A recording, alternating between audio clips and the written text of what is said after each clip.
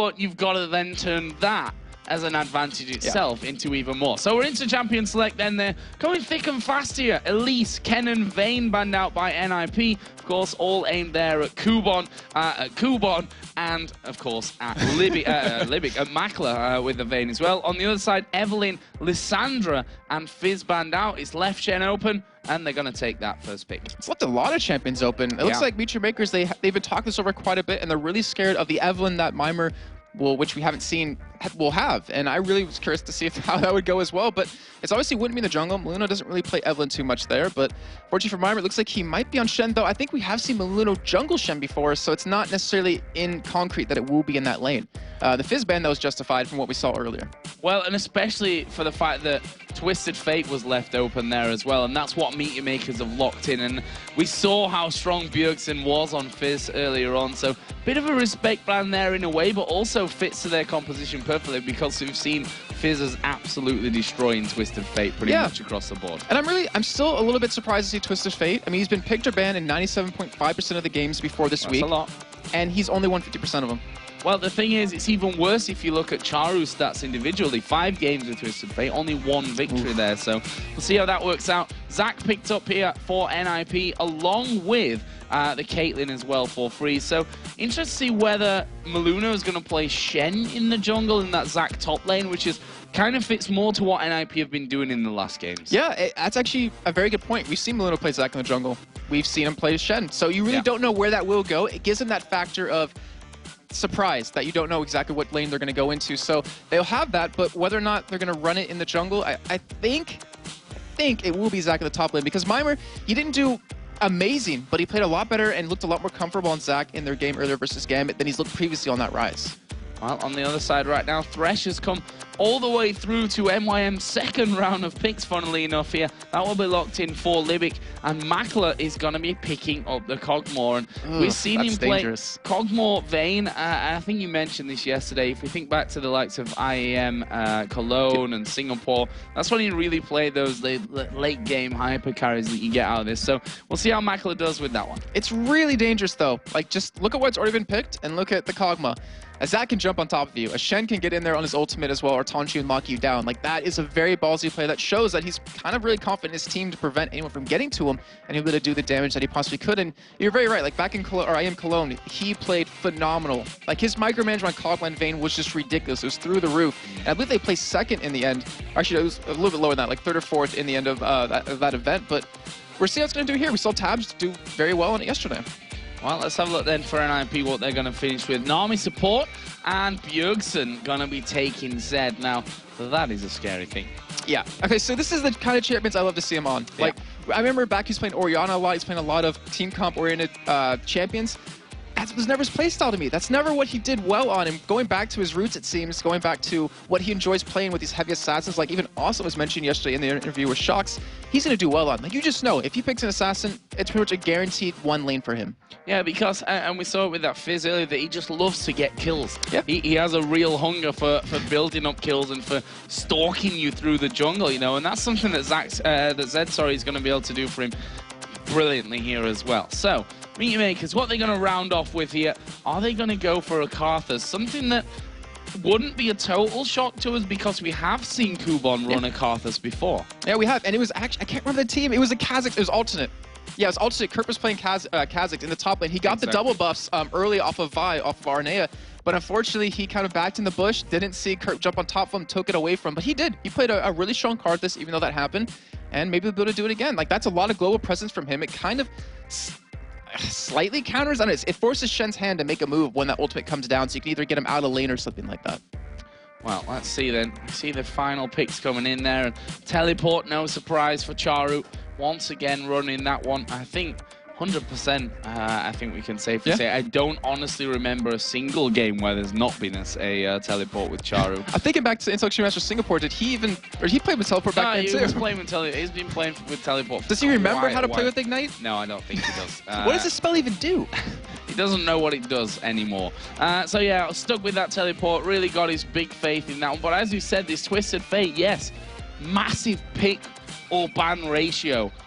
not so massive when it comes to win ratio, and especially not for the polls of MeetYourMakers. Yeah, and we're going to see how well it actually works. I mean, if we think back to every single game he's played and how many aggressive mid laners he's played, he has had so many opportunities for kills where we know, like, he would have gotten a kill with Ignite. People escaping with like 80, 150 health, and he would have been able to pick something up. But he sticks this teleport every single time, and it gives you a little bit of an advantage because you're Twisted Fate. Obviously, you can ulti pretty much around the map completely, and then just reappear back in your lane, so you can't have it shoved up against you. So you saw Kubon there giving what to me looked like a bit of a motivational speech throughout his team, and honestly, MeetYourMakers need some motivation, some inspiration from somewhere, wherever they can pull it right now, because things are starting to get a little bit dire for them, and they're probably the only team that we can really start to single out at this point that are in desperate danger, I'd say, because as you said, to really get up there in terms of the playoffs, they're probably going to be looking at a perfect Super Week, which is just not a thing that you'll expect from them after, you know, the way that things have gone so far. But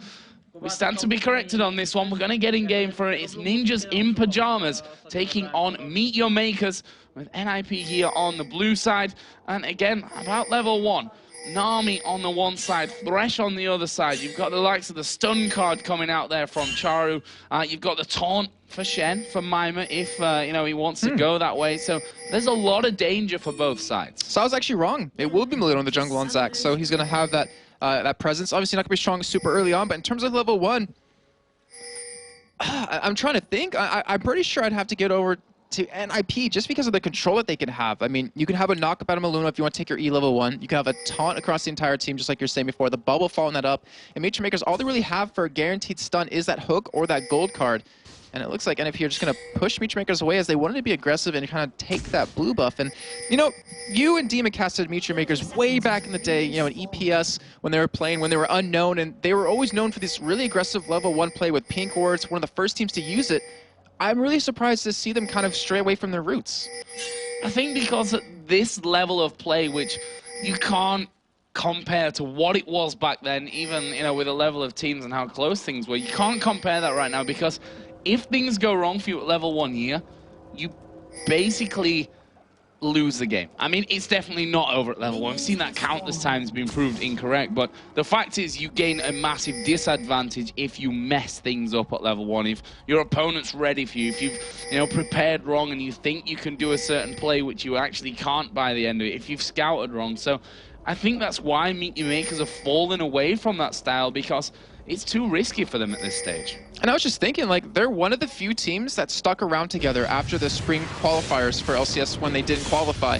And then the only team, to my knowledge. I think Alternate did as well. Not the exact same roster, but pretty much pretty damn close. And just one of the few teams. And it shows that, you know, just because they lost, they're going to keep going for it. They're not going to replace anyone on their team. They're going to keep trying to work for this. And right now, Kubon, we haven't seen this in a long time, but it's something that's always dangerous. He's going to have blue buff given to him at level 1. And he's going to come back to lane with it. That means he'll be able to farm and push the wave out of bottom very easily. So if Melino was thinking about going for a level 3 dive on that bottom lane around 330, it's going to be completely shut down. And that's been the strategy that teams are using against MeetYourMakers, is just to kill Kubon early. Well, the thing that they've gone for here is that Cogmore, Thresh, mid lane is Melino, and Makata going to go head-to-head from this one. The flag thrown down, so MYM, I stand corrected here on terms of aggression at level 1. They are pushing down here. They're going to try and go for this red buff. Yeah, I mean, it's pretty much needed. Oh, Charu going very low in the top lane. Almost going down there. The Ignite burning on from Mima, so he wants to put that early pressure in there. MeetYourMakers are still in the jungle on the bottom side of the map, though, so let's keep fixed to that for now. The taunt in the top lane doesn't quite land in on towards Charu, and that's back and forth. Still Jarvan is waiting here on the backside. He's actually stood on top of a ward as we see another flag toss going down, and Melino is too scared right now, I think, to actually stick around and really do this buff and just say, okay, we're just going to do it, because the smite's up from Makata. You know it's going to be dangerous. Makata actually losing out to that one. Melino going to get it back, and there is the bubble. Makata going down. First blood comes in, and it's picked up by Bjergsen on Zed. And that is the thing I was talking about, Jason, as though I'm telepathic or something, or psychic. Not sure which is the actual right one for that. Big psychic. Either way, Bjergsen picking it up at level 1. Disastrous for MYM. That is to say the least. Like, we talked about him earlier on, how deadly he can be on these assassins, how much he likes to stalk his prey and roam around, and giving him that kill early on gives him the ability to do that. And I was really surprised to see that Maluna waited at his red for a long time. He knew something was up. Like, they knew Makati was giving blue buff over to Kuban, and he wanted to wait for any sort of counter jungling, and he was there perfectly, and because of that patience, they pick up a kill. And look at this, they're gonna push in now for it once again. Bjergsen starting off here, got boots and the Vamp Scepter in there already. He's got that red buff running, which makes him all the more dangerous. Libic took a whole chunk of damage there as Zach came in as well. He weren't quite able to get kill number 2, but this is how those avalanches start, with that snowball at the top. Yeah, it just takes one snowflake, or one kill in this case, and because he's level 4, like, he wasn't pushed out, he wasn't denied any CS in lane, or experience in lane. He can pretty much 1v2 MeetYourMakers almost at this point, as long as he dodges that hook. And Maluna coming in yet again, but it doesn't look like NIP's going to commit to this. Yeah, I'm not sure that anyone told Bjergsen about that one, because he's just farming away there off on the side. As Maluna comes in, probably wondering, when are you going to help me do this? Okay, you're not, so I'm just going to back away from that one. But Bjergsen obviously, he doesn't want to throw the advantage that he's just got, because if he got caught by Libic and ended up going down and Makler got the red buff, then it's a different story again. Yeah, very true. And actually, I think he can go for a kill on Libic very soon. Like, one more hit of Harass off his Q and a Living Shadow if he goes in, he should be able to pick up the kill, and he would have Flash to get away. And you really got to watch this, because if Bjergsen picks up another kill, like, this is a crucial point. If he picks up that one more kill right now, it's going to be so deadly. And wow, Kuban getting caught. Yeah, and he's taking so much damage. That bubble just locking him up. Freeze expertly underneath that tower, making sure that he doesn't tank up any hits of it. And right now, 34 to 34 CS, or 35 to 35 between those two 80 carries. I could keep counting that one until the end of the game. It wouldn't be the best cast I've ever done in my life, though. But yeah, the point is very, very even between the two 80 carries. It's actually even across the board in CS. I mean, yeah, Bjergsen's a little bit behind, because of that kill, because he's melee, he's actually keeping up fairly well. And we didn't even mention just yet in terms of how lanes are, because there's been so much action. Maluna, he's trying to come in for another fight. And charging that one up in the end. I think Libic actually out of range of him there just about.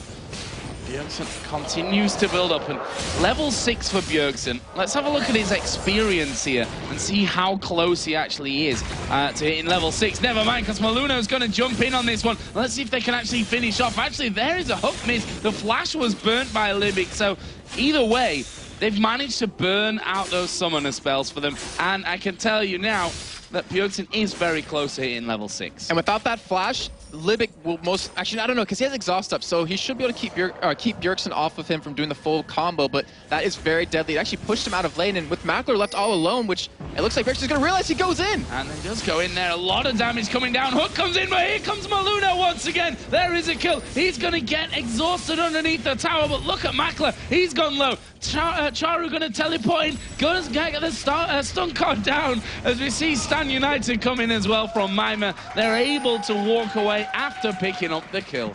Yeah, it was a great job by Mima to pretty much come in there and save him, and they realized that Charu was level 6, and they still went for that fight either way, and Charu didn't even teleport or ultimate into there. He just used that teleport, and right now blue buff is up for both teams.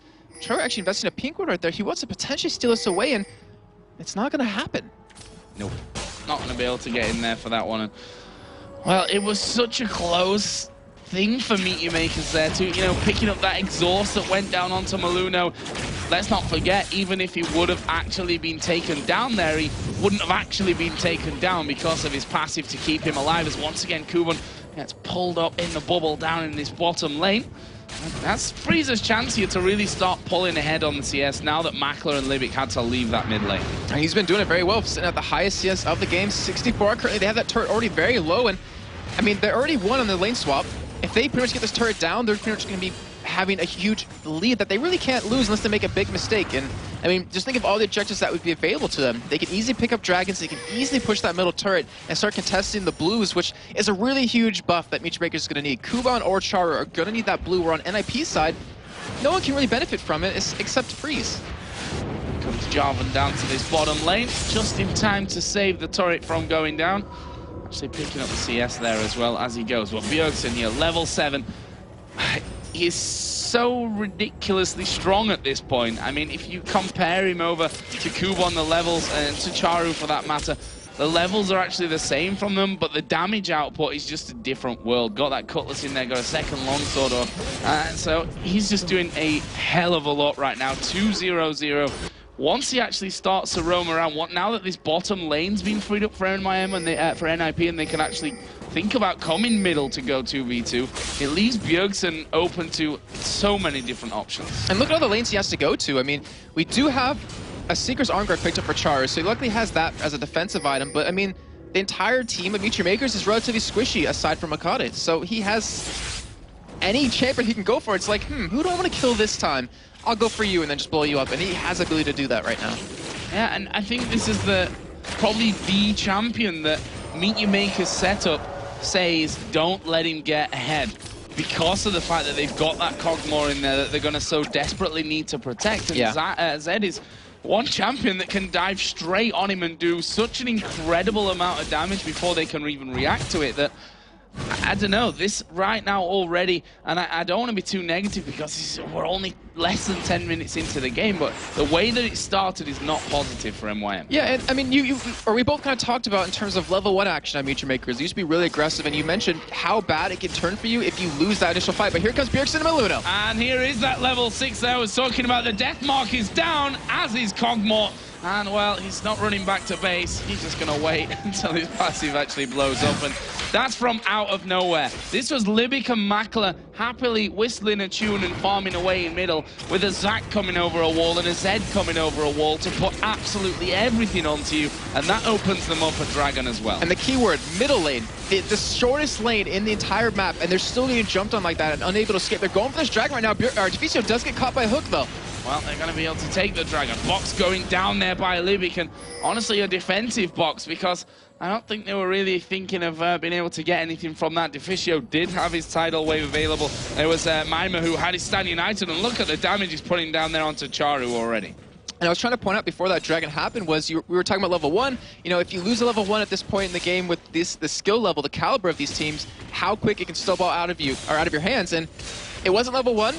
But it was pretty damn close to level 1, and you're seeing the snowball effect from that one snowflake. Yeah, Makler down to just half HP there from that combo coming out of Bjergsen, who's now up at 3-0-0, holding all of his team's kills, which we talked about before as well, is not necessarily an amazing thing, but on paper, it's just going to mean that Bjergsen can help this game go forward, and eventually obviously the rest of his teams are going to be picking up the kills. Maybe wrong on that, he might end the game 20-0-0 and they win 20-0 on kills, but we'll have to see. No, it's a good point though. Like, having all of your kills on one target, if you don't get defensive, if you make one misplay, there goes your entire team fight, and there goes a huge advantage that you had right out the window. And one thing that NIP did with that early advantage that they got was take that Dragon, and I want to point that out because they have the lowest amount of Dragons taken in European LCS at 22. They're in last place. The next person that's above them is MeetYourMakers at 34, and they only got 2 Dragons in the last 2 weeks. Yeah, and that's a giant difference as well in statistics. Think about it. Over 10 as Charu again gets another blast out of Bjergsen, who was thinking about going in there, and well, in the end, he steps away. The stun card was pulled, but it's not going to be enough. There's a death mark down, but Makata's in there as well. There's a flash, though. Bjergsen goes around, then jumps away. Amazing from Bjergsen. He's not finished here. He's actually going to find Makata. Stand United coming in as well. Oh, and there is the slide over the wall. That would have been the play of the week by a very, very long way if they'd have picked up that kill as well. Now Kubon's coming over, and he actually did manage to catch him, but caught this ultimate. Here he comes, Shenton coming down. Shenton stops it, and NIP, the coordination between just these two players right now as they push in for even more damage. Kubon down to half HP. He's got no mana here. That could be very dangerous if they spot how little mana that he's actually got here. As Charu now coming around the side. There is the taunt coming in once again, but they do finally manage to shut down Bjergsen, and now they're going to try and take Mima as well. He flashes to safety. Crazy. I am hot and bothered after that. That was ridiculous play out of Bjergsen, showing how amazing he is at this game. 17 years old, has more skill than probably every single caster at European LCS combined. I wouldn't go that far. Wow, okay. Giving me a lot of credit, Joe. Oh. But yeah, just the play was fantastic. The coordination between him and Mima, the taunt, stopping Kubon from getting that kill initially with the ultimate, and pretty much blowing a major cooldown out of him as well. Incredible stuff there, NIP on the same page, and this is what we were talking about from them before. As Charu going to get taunted under the turret. Only meant one hit from him, though, as he was right on the edge of that range. But honestly, Mima can really bully him in this one. Kubon actually is coming in, but look at this. Maluno is now coming down to the bottom. There is another taunt coming in. The slow goes down. Charu is a dead man, and it's Mima that picks up the kill. Finally, tried to do it a little bit earlier on, but, well, good stuff. There's the gank coming in with the Lantern as well. Tidal Wave comes across. Deficio stuck inside of the Cataclysm. It's going to finally time out for him, but I'm not sure that he'll be able to escape it. The box is down as Freeze is actually going for a kill on towards Makata, and he's actually going to pay the price. But here comes Bjergsen from the side. He's got a ward in the brush, so he's got complete vision. As there we see him going down onto Makler instead. Barrier used. There's a death mark, and Bjergsen's going to keep going here. Is he going to be able to get any more? He got away from the passive of Makler. Mind blown right now. Bjergsen, again, just on a different level. And this is why I will never play Zed. Because I can never play it as well as Bjergsen can. After seeing this, it just makes you realize how bad you are at the game, Joe. It's just, it blows my mind how the skill difference is between me thinking I'm decent at the game to that. It just shows he deserves to be in the LCS. He's not done. He's not done. He's going in for Libic here. Realizes that Charu's actually around as well as we are going to see the Lantern coming across as well. What's Bjergsen going to do? Puts down a bit more damage. He's obviously got great escape mechanics from this, just dodges casually. Death sentence being thrown out there as well by Libic, but he will walk away from that one, and that will leave us, if we have chance now to finally look at the gold in this game, well, it's a lead for NIP. It's not a massive lead, but it is a lead nonetheless. 2,500 at 15.5 minutes into this game. We can see 6,000 to 4,200 gold there when you compare Zed with Karthus. If you compare Zed with Twisted Fate, it's pretty similar as well. Yeah, so you pointed out that there is a gold difference between NIP and MYM, but it's very small. And it's for a good reason, because actually, well, it's really dangerous for NIP because you mentioned it earlier. All that gold is funneled into Bjergsen. 5-1, if he dies, there goes a lot of NIP's damage. So right now, what he's doing is he's roaming around. He's trying to get other people fed. He's trying to shut other people down, and that's exactly what you need to do. Take that advantage and just roll with it. You have to make plays, because if you get 20 kills in lane, if you don't do anything with the other lanes to help them out, if they're losing or not necessarily winning as hard, it doesn't matter how many kills you have. Well, there is 142 to a 110 CS lead for Caitlyn over the Kog'Maw.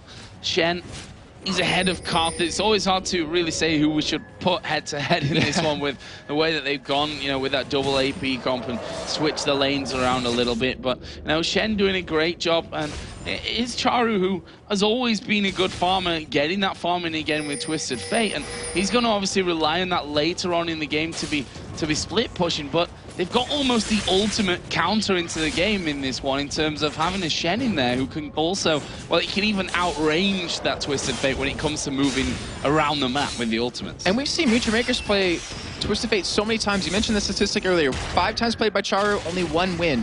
And we've seen so many games in the recent past where he plays Twisted Fate, he gets all this farm, he gets all these items, but he gets caught in a team fight late game, and they pretty much, it forces MeetYourMakers to just hit that pause button for until that next Baron comes up. But right now, Bjergsen's going to be getting ganked here, or is he the one ganking him? Well, that's the thing, isn't it? Where's he going to go? Well, death mark down. He uses a shadow to get away, and there comes Mima. Bjergsen back in for this one. Who are they going to go for? Bjergsen going very low. Here is the Requiem coming out as well. Bjergsen not dead from that one, and he's still having to go. Charu going to go down. Flash comes in. Makler's going to die as well. Mima now still alive. He'll take a chunk of damage. No, he won't from Kog'Maw as he shadow dashes on towards Libic here. Not got enough to finish off the kill, but that turns into a 2-on-1 as Makata now being bounced upon by Maluno. Ace in the hole. Kill for Freeze. And they get the dragon in the meantime during the entire fight at top lane, taking a turret. Like, that was so much gold, and that was a little bit of caucus from Bjergsen, but it worked out so well because it got a kill over to Mimer. It shut down that top lane, and MeetYourMakers,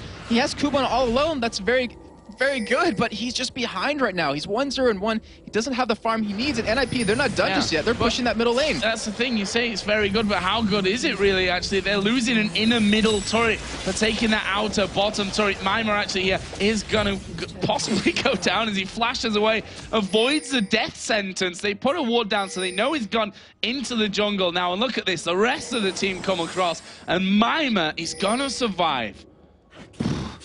Those Shen Zed mechanics right there. People always talk about those Vayne ones, but I'm at a loss of words for just the amount of plays that NIP's pulling off right now. Oh my god, here comes Bjergsen again. There goes Libic. He's going to get killed off by the death mark. And actually, thank you very much. I'll get pulled in for that one. And here we go. He wanted his blue buff for it as well. He wanted his blue buff back because Libic took it from right before. He's like, mine, gimme. But he's already going for that last Whisper, and you can't build anything against him to stop him except like a GA or a QSS or a Zonius, and MeetYourMakers doesn't have the money for that. You do have Kuban in the top lane right now to go for a gank on him, but he's just going to commit. Yeah, Kuban, I mean, he's going to put the exhaust down there. That's going to help things out with Bjergsen. I'm quite sure he's just going to turn this one around because Shen is going to be coming down from this one. There is Mima coming around. Here comes Makata now as well, which may turn the flow of this battle. He puts a ward in so that he's got the vision, but he's scared. They're scared of going in on towards Mima and Bjergsen right now, who between them have just been an absolute killing crew, and they just force them to back away. I'm scared for them, Joe, to be honest. And because of the items that Mimir picked up, which we have to touch on, that Spirit Visage, gave him the cooldown reduction to pretty much ulti Bjergsen again. Same exact situation, saved him again. Well, I didn't save him fully last time, but was able to save him this time. And right now, they're still pushing this top lane while the rest of their team just pushes other lanes. Not even just that, but the magic resist as well. The good chunk that you get from the Spirit Visage. They're up against a double AP comp here that right Technically now, like 2.5 because of Kog'Maw. Well, yeah, they don't really have much damage between them anyway, so that's a great thing for Mima to be having in. And right now, Libic is going to be the target. Ace in the hole coming through. Who's going to get the kill? It's Bjergsen, of course. That will bring him up to 8-1. Just wow. I mean, Libic, I can understand why he went there. Like, they needed to get that vision, that much-needed vision to stop like a potential Baron from coming in because they can't afford to let something like that happen. And honestly, with their composition, if they did catch NIP inside that Baron pit, Bjergsen can only ulti one person. He can only burst one person down extremely quickly. Like, give him a couple more seconds, he'll kill someone else. But with a card that's sitting in the middle of Baron pit, when you get that magic amplification debuff on you, mix that in with the Twist of Fate and a Kog'Maw, you can go down really quickly. And we saw that the damage that Charu can put onto Mima, and honestly, it's not really a lot. We're going to see him actually going there for the turret. Charu really wanted to take that turret away right now. He does have Destiny available, but he can obviously get pulled out of that here by Mima. Is he going to go for this one? He's not quite got the range, not got the cooldowns. Charu does get away. And good, because Bjergsen was coming as well. He's like, I'm coming for you. That whole Jaws theme, I'm still waiting for someone to make a video of that when Bjergsen just chasing people down. But MeetYourMakers are trying to respond. They're trying to push middle right now, and it's just the only farm they're getting is the farm that NIP is allowing them to have. Like, they're the ones shoving the lanes up, giving them a wave or two, and then just making plays in other places. Bjergsen at level 14 against a level 12 Kog'Maw, a level 13 Twist of Fate, a level 13 wow, Karthus. When he hits at 16 point, he could easily 1v1 anyone.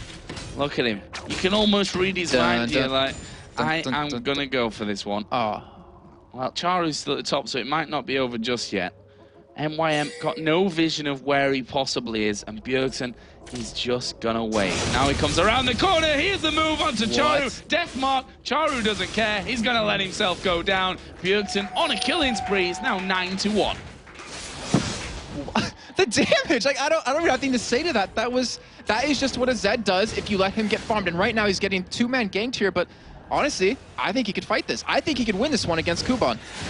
He's not actually in the wall of pain there for a while. And he's going to go over. Who's he going to go for? He's going to go from both because Shen's coming in. He can maybe get the taunt onto them. Are they going to go under the tower? No, they can't. NIP are in MYM's base there behind the turret at the inhibitor. What is going on right now? NIP did manage to get Libic in this top lane. And honestly, this game is so one-sided right now. NIP are absolutely running away with it. 10-1 now the scoreline for Bjergsen. And this is why, when we were talking about earlier, him playing Zed, why I was so excited, why I like seeing him on these Assassins, because of what he does on it, game in and game out. He's probably one of the most consistently good players mid lane, always making it happen. I don't think he's ever had a bad game, and right now he's going for Charu again. He's going for Charu, and Charu's not getting away from this. Death mark was down. Actually, Deficio. I know it wasn't Deficio, it was Mima that picked up the kill. Kuban's dead either way. He will fall. Here comes the Requiem. But is anyone low enough? No, they're not. He'll stop Bjergsen going home, but that's pretty much all it will do at this point. Just wow, 16-4, 23 minutes in, 40,000 gold to 30,000, 6 turrets to 2. And you have a 10-2-3 Bjergsen right now. Equal in farm and ahead of Kuban, but equal farm to Charu. Equal farm to pretty much everyone on the other team of MeetYourMakers, if not ahead. And they're going to pick up another dragon. A lot of extra gold to spend. And right now, Wow. Freeze has 2,600 gold to buy with. Deficio has 1,700 gold to buy with. Meimer has 1,700 gold to buy with, and even Maluno has 1,000. So the items they're going to pick up when they back are just going to make them that much stronger. And Bjergsen, look at that, almost 11,000 gold 24 minutes in. Yeah. It's a lot of gold, and he's just added in the black cleaver there to everything else. He's seen a runic bulwark being picked up actually by Maluno on Zac. We're going to be seeing a lot more coming down once Freeze basically decides it's time for him to go home. He's just pushed out that middle wave for a while. We've got Deficio bringing in an Oracle to this game, something that I don't think Libic can really dream of being able to pick up at this point of the game, honestly. They've had no control of their jungle for a very, very long time right now. Freeze, he's still in this mid lane. He really doesn't want to spend. He's got 3,200 gold. I think he mistook that having that much gold at the end of the game, you can take it with you home or something like that, or into the next game, because he can't do that. He's gonna, but when he goes back and buys, like the power spike he's gonna get will be ridiculous, and they honestly don't even need that spike right now as long as Bjergsen doesn't misplay, doesn't get caught, and doesn't die. And Makati, he might be the one getting caught. And he is going to get caught here, gets bubbled, gets pilt over Peacemaker, he's slowed, he's hit by the tidal wave, they're bouncing all over his face, and he's managed to flash away. Pilt over Peacemaker, not sure, no, it didn't quite get the kill onto him there. Bjergsen is once again unstoppable as him and Meimer dive underneath the turret. Now they're going to have to go for this one as they get pulled in there. Minions will come back around, that means Bjergsen and Meimer can hammer the turret away, and that was the final turret outside of the base, and now they're going for Baron. Look at the squad that we have. It's a two-man squad with Meimer and Bjergsen, and then Deficio, Maluno, and Freeze are just sticking together all buddy-buddy. They're just like splitting in this three group compositions, and right now with what's happening, MeetYourMakers has to send multiple people. Actually, you know what? They have to send like the entire team to kill Bjergsen and Meimer at this point, and when that happens, the rest of NIP just push these lanes. They already got the middle turret, the middle inhibitor turret, and that inhibitor is for the taking. And and Freeze is sitting on 3,500 gold to back with. He's gonna be at like 4,000 when he goes back. Yeah, that's gonna be 3,800 now, almost 39. Ridiculous stuff. And actually he's decided, you know what, guys? I was thinking about backing off to spend, but I'm just gonna farm a little bit more. I want to buy all my items at once. 5,000 gold to be going home with. As here comes Bjergsen. Oh, there's the dark passage to actually get him out of that one. And well, it could probably do without another death here, Charo. 0-6-2 right now. He's got a Lich Bane, which we would say he can use to split push and do something here for this match. But honestly, he can't even really push out of his base before Bjergsen just dives on it. And we do have Freeze finally just toying with them now. Look at that. But we have Freeze. He did go back and buy, picked up a full Phantom Dancer and a pickaxe. Still sitting on, there's not much gold left after that, but does buy Home Guard boots because they're going to go for the final push here, Joe. There's the wall of pain coming down. Honestly, Bjergsen doesn't seem to be giving a monkeys about that one. He wants this inhibitor. Lateways constantly being put down on top of Bjergsen to try and get him a little bit low for when any fight might break out from this. He does get slowed, and looks like they may try and go for him with this one, but NIP probably not going to be scared to fight. Maluno going to dive on top. Makata is going to be bubbled up as the tidal wave comes across. There's 2 kills coming down now. NIP Freeze on a killing spree. 3 men left alive. Charu, there he is with that Lich Bane. Told you he's going to use it for a bit of split pushing, but NIP, they're so far ahead right now. They're up in the base of MYM. They've taken down the first Nexus turret. Meimer doesn't care about tanking up that one. He's going to take it down maybe before the teleport even gets into them. They're going to go for a couple more kills right on top of the fountain. Bjergsen now dominating. Meimer's on top of it. And, well, he gets shut down, almost losing the Maluno as well. Here comes the Requiem. The heal coming out. Maluno doesn't even die to that one. Tried to get the untargetable there as he jumps away with an elastic slingshot. And that will be the Nexus going down. And Ninjas in Pyjamas picking up a fantastic win, a phenomenal win. There's so many adjectives out there that don't even do this game justice. I have to completely agree with that, Joe. I mean, that is just the effect. You can see on Bjergsen's face that smile. The effect of one early kill, of that one little mistake that Makade made, and one smart play out of Bjergsen that's completely take advantage of that situation, pick up that red buff, and more importantly, make it so he could do a 1v2 lane and still win it. Well, I've got a feeling that he's not going to be playing any Zed next week. I think that might be getting banned out against Bjergsen. That's what we thought about the Fizz as well, and MeetYourMakers actually banned that one out to stop any counter to that Twisted Fate, but honestly, they didn't need the Fizz. This one was just a very one-way street, very much a one-way street. 12-2-5 Bjergsen finished there. That is more kills than every single other person on the map put together. Oh, so I was counting It's up my actually head. not. They got 13 between them. I was like, counting up. I was like, is that true? But that's still the point. It was close enough. You had Yeah. to count it, and that's how close enough it was. That's how much Bjergsen just